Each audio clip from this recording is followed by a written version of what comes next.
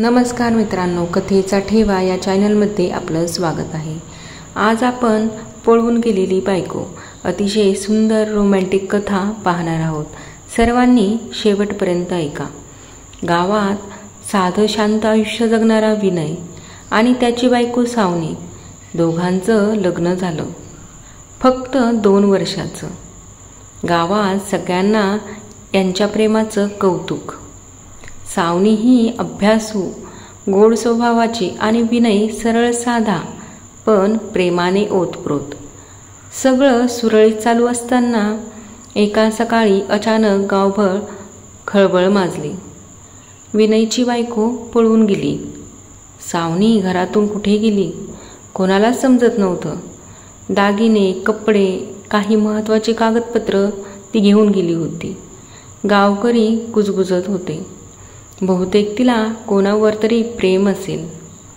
नाही रे, इतकी चांगली दिसते पण तिच्या डोळ्यात काही रहस्य होतं. विनय हादरून गेला. त्याला विश्वास बसत नव्हता. सावनीने त्याला कधीही नाराजी दाखवली नव्हती. मग ती अचानक अशी का पळून गेली? विनय रात्रभर झोपला नाही. त्याला विरह जाणवू लागला. त्याला त्यांच्या प्रत्येक रात्रीची आठवण येऊ लागली. आज अशी रात्र आहे की ती माझ्या मिठीत नाही. त्याला विरह सहन होत नव्हता. तिच्या वहीत, पुस्तकात शोध घेतला. त्याला एक छोटं पत्र सापडलं. विनय, तू मला चुकीचं समजू नकोस.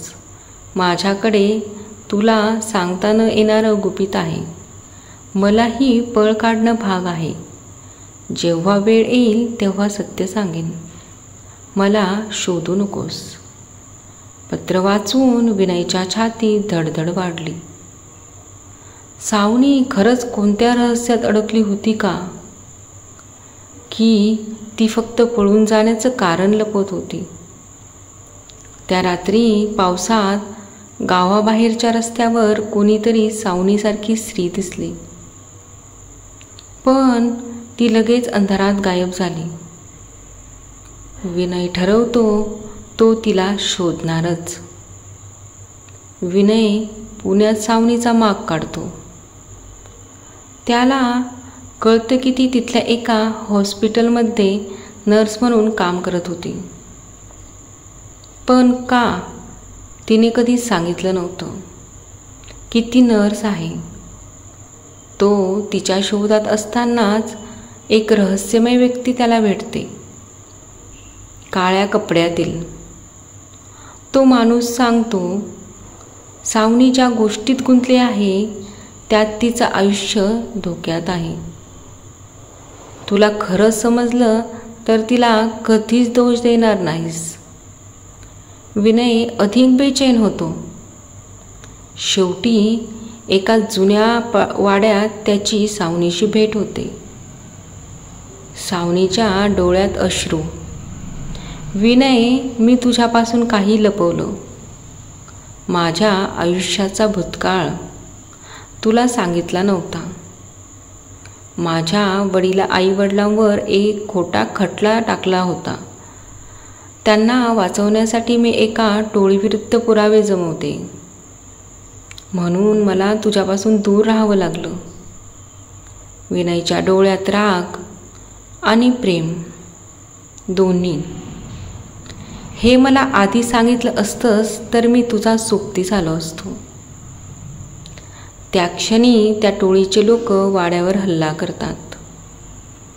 विनय आणि सावनी जीव तोडून पळतात. पोलिसांना कळवतात. मोठ्या संघर्षानंतर टोळी पकडली जाते आणि सावनीच्या आईवडिलांवरील खोटा आरोप दूर होतो. सगळं संपल्यानंतर सावनी रडत विनयच्या मिठीत शिरते. माफ कर, पण मला विश्वास ठेव. मी तुला कधी सोडून जाणार नाही. विनय हसत म्हणतो. प्रेमात पळून जाणं नाही तर एकमेकांच्या सोबत लढणं महत्त्वाचं. दोघांचं आयुष्य पुन्हा शांत होतं. आता त्यांची प्रत्येक रात्र रोमॅन्टिक जाऊ लागते. दोघंही एकमेकांना सोडत नव्हते. त्यांच्यामध्ये नवीन प्रेम खुलायला लागले. पण त्यांची ही कथा गावात आजही कुजबुजली जाते.